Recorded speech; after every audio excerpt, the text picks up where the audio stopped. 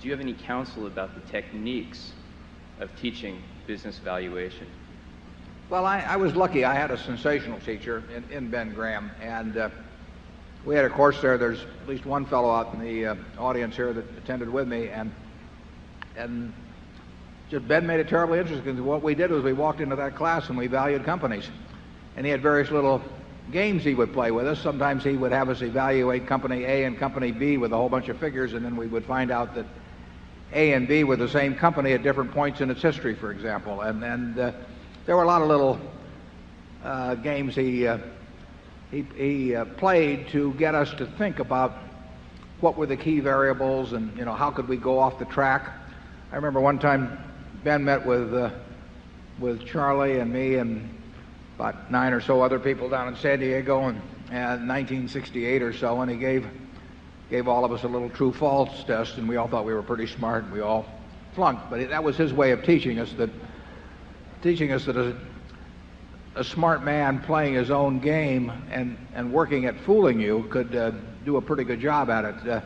But I would, if I were teaching a course on investments, there would be simply one valuation study after another with the students, trying to identify the key variables in that particular business and evaluating how predictable they were first, because that is the first step. If something is not very predictable, forget it.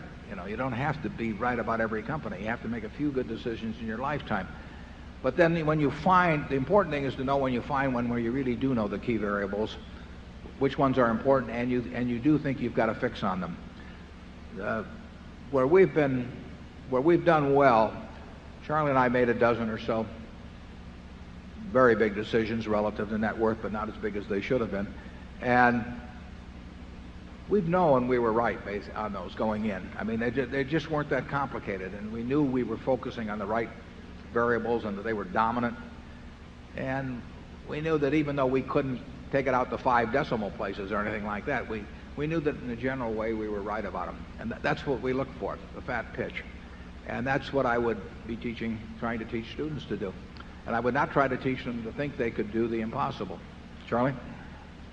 Yes, if you're planning to teach business valuation, and what you hope to do is teach the way people teach real estate appraising. So you can take any company, and your students, after studying your course, will be able to give you an appraisal of that company, which will indicate really its future prospects compared to its market price.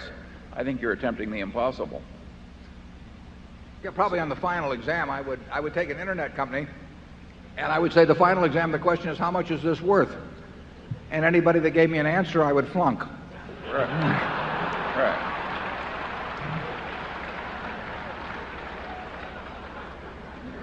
Make grading papers easy too.